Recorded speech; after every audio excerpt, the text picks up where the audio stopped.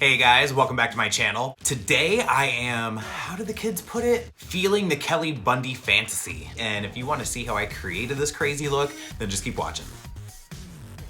So it is no secret that I'm not a huge fan of the 90s, but the early 90s were basically just an extension of the late 80s, which in my mind is kind of like the coolest era for everything. Like music, movies, hair, makeup, fashion, like all of it. That like Gem and the Holograms inspired kind of fashion for girls, like crimping the hair and obviously, you know, scrunchies and and some of my favorite movies came out in that era. Like Don't Tell Mom the Babysitter's Dead is one of my favorite movies of all time. House Party, Encino Man, just like that whole era of movies had really great fashion, really great hair. There was just so much that carried over from the 80s. So much of the way things looked just kind of stayed the same, or maybe even got a little bit brighter for a few years there. Again, a lot of it stayed so cartoony and so colorful.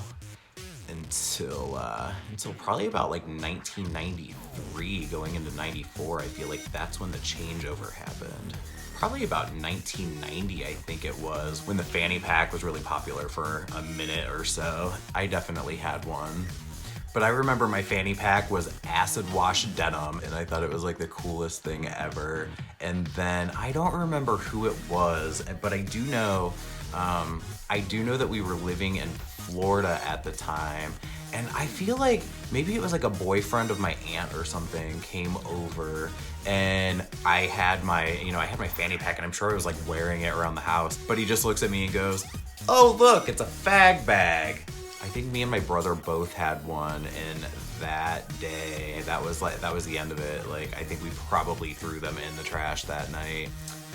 Never wore a fag bag again.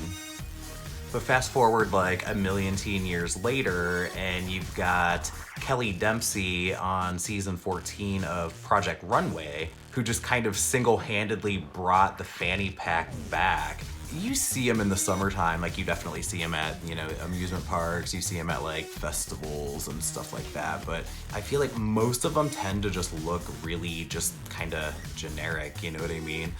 They're just kind of like your basic like canvas or, you know, some sort of maybe leather, but I figured if I was gonna buy a fanny pack, I was gonna buy the most obnoxious one that I could find. But her personal aesthetic is very early 90s, you know, big earrings, lots of color, fanny packs. So when I decided to actually buy one, I just ended up going and getting it from the RACK ADDIK website, and it's super well constructed. It's really, really sturdy. It had like a surprise lining inside because I knew it was like double lined, but I wasn't expecting like, you know, something like super awesome like galaxy print on the inside.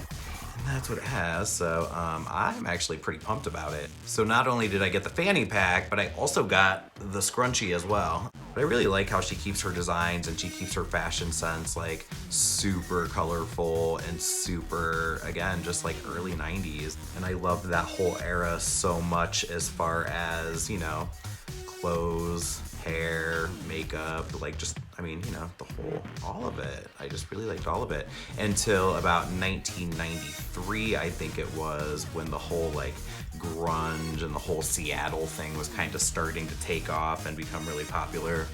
And we all know what happened then. What a depressing time.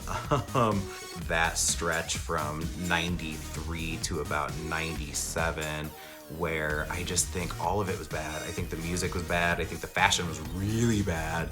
I think what happens is, you know, you have like the very colorful era of the early 90s. And so like, you know, to counteract that, it was like we had to dull it down as much as possible. You've got like the flannel, and I love like grungy colors as far as like makeup goes. We all know that I like a really pukey, diarrhea colored eye look, but I was not at all a fan of grunge fashion.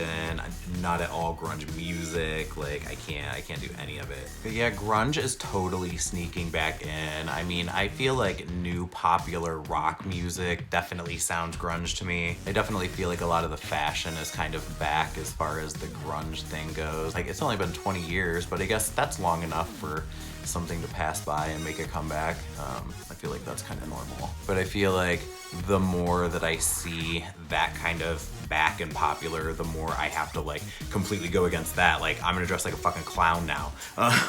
Plus, I feel like I need to get some of these really bright, vivid, bold colors and looks. Part of me feels like I kind of need to get it out of my system a little bit before I get too old for it. You know what I mean? Like, who am I kidding? I'm gonna look like a clown till the day I die.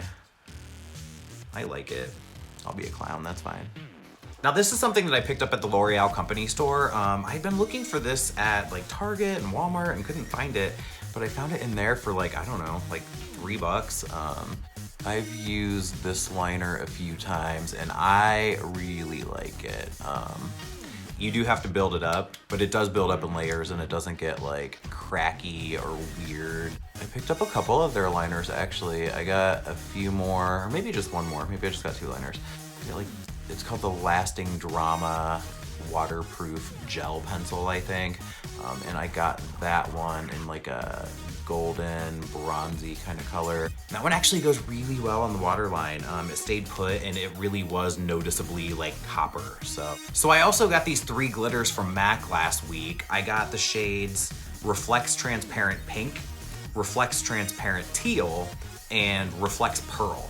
Now, I'm actually gonna use the pink one as a highlight today. These are such a fine glitter that they're more like a powder. They're definitely, I mean, they sparkle like a glitter, but they're so baby fine. I'm gonna stipple down just a tiny bit of setting spray just to give my cheekbone a tackier kind of base. I'm gonna go straight in with the glitter right over top of that. And the wetter your cheekbone is, the better it goes on, I feel. And this one goes awesome, obviously, over top of a glitter primer since it is, you know, technically a glitter. I had gotten a sample of the Reflects Transparent Teal a while back, and a tiny little sample jar did last me a year. So an entire jar of this stuff is gonna last me my entire life. But that actually went on super quick. I'm just gonna go ahead and get some mascara on this eye really quick, and I'll be right back with the final look. So I did crimp some of my hair and I did kind of take the gold liner a little bit into the inner corners on both sides, just to give it a little bit of shine on the inner corners there. I think it's very Barbie and the Rockers. I think it's very Gem and the Holograms, which again, you might think of as late 80s kind of look, but that really did spill over into the early 90s. And that's the kind of 90s that I like, and that's the kind of 90s that I'd like to replicate. So if you guys like this video, if you like this look, please give it a thumbs up and be sure to hit the subscription button down below. Make sure to tell all your friends about it so they know to watch, and I'll see you guys on the next one.